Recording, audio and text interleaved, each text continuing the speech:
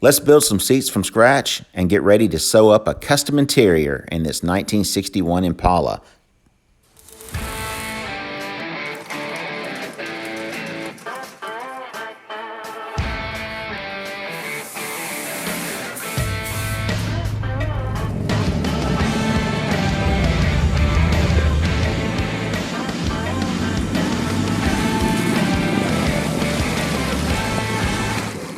All right, so many of you guys have been wondering what I'm doing on the upholstery in the Impala.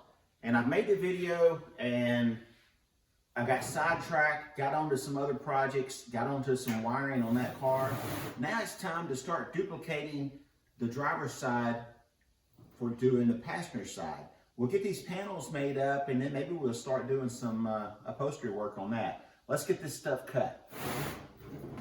So what I'm using is a 4-foot sheet of sheet metal, and I need to do some precise breaks in it. I'll show you what comes out of it. All right, so after I get through running these through the stump shear, I sheared off some 2.5-inch strips that are 4 foot long. I need one strip that's 5 foot long. So I'm gonna have to marry 2 of these together. We'll TIG weld these together and make one 5-foot piece, which is what we've got right here that's wrapped around the back of this seat. And this is the back of the seat that we made for the Impala. This is what I'm trying to duplicate now. We'll get this duplicated. Let me show you what we're gonna do with these. All right, now that I got these sheared up into 4-foot strips that are 2.5 inches wide, here's what the plan is. The last few inches of this, the last 9 inches, I'm gonna go ahead and cut off of this, and that's gonna allow me to have enough material to bend and put these cleats in, which actually helps secure this to the back of the metal seat. All right, the rest of it, I'm gonna go ahead and break the 1/2 inch soft round break, and then we'll use that 1/2 inch on the shrinker stretcher to get this radius right here. All right, it's really always fun to make a part from scratch. It's not quite so much fun to duplicate the part that you made to fit the other side when you've got to do it months later. You basically are redoing it all over again. It's got some kind of a pattern to go by.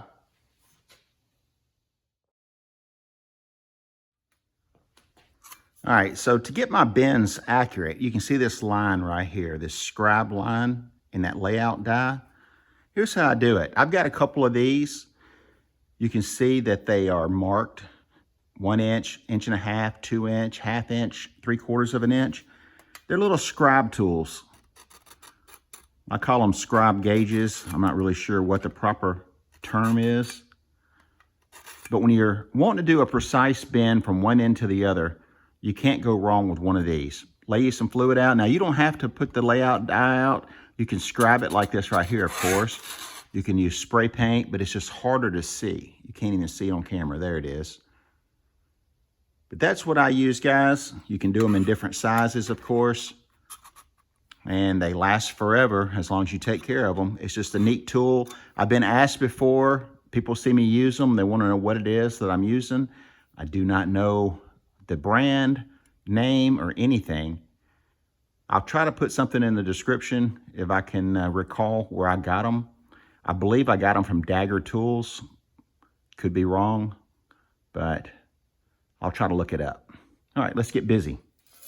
All right, so I laid these out. You just saw that I bent them in the die. I'll show you how accurate. I'm looking for 2 inches, and it's right on the money, 2 inches. You can see that. This little bend right here, I marked 1/2 inch, and there we go, exactly 1/2 inch. You can see that. All right, now we need to take this over to the shrinker, and get this radius right here is what we're looking for.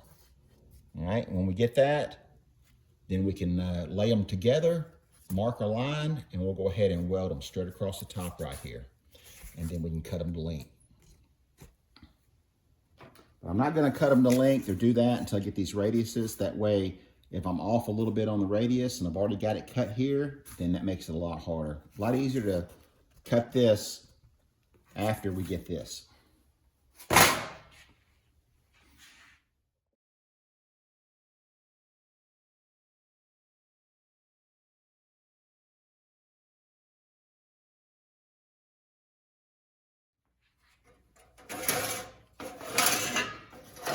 All right, here's the two pieces that we just made. Let's see how well we did. First, we're gonna try them one at a time. And that fits really good. Let's try the other side.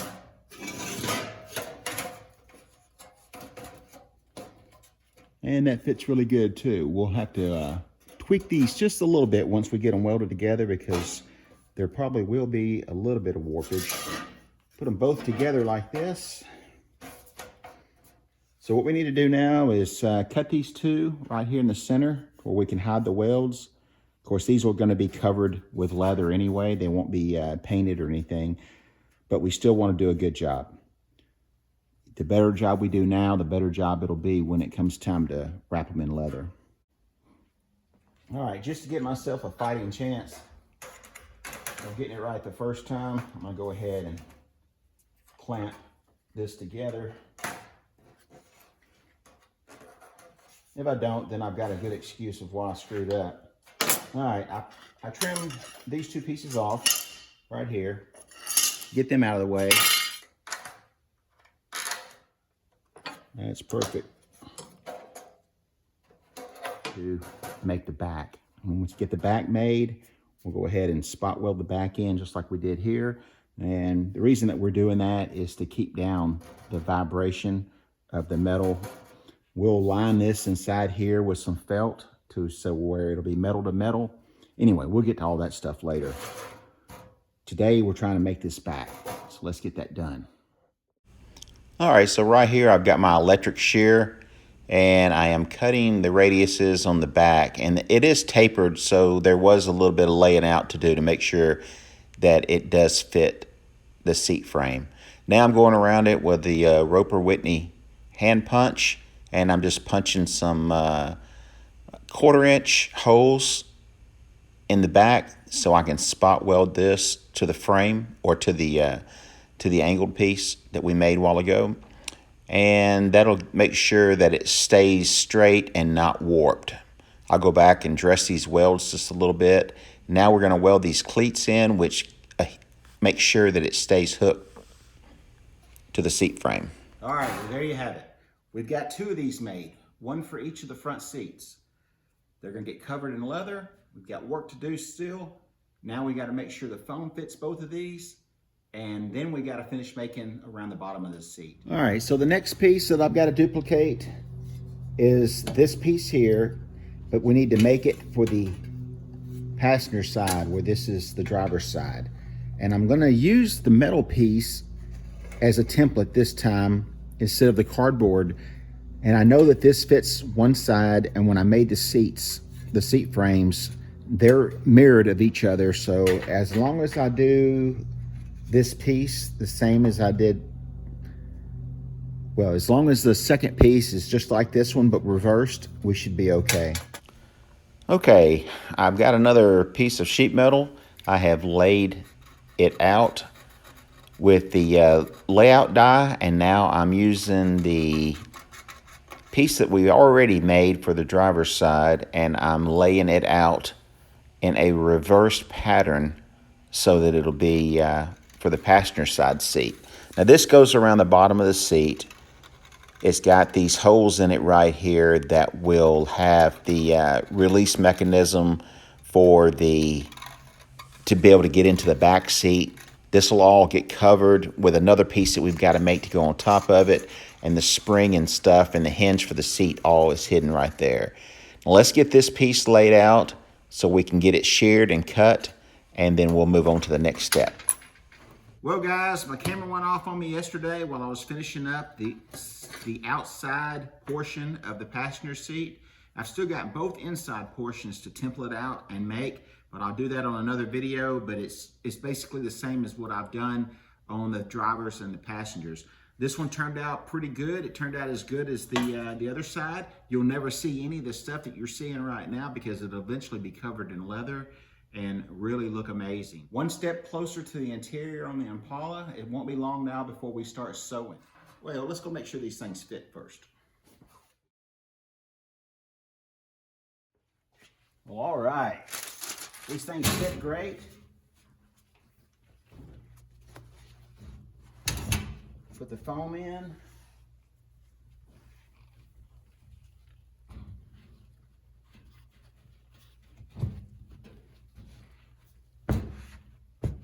Next step, finish the bottom and start cutting and sewing. Put the other side in.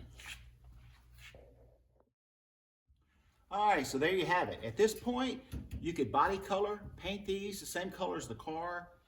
You could do a lot of stuff to them. You could even make them out of aluminum and polish them if you want to.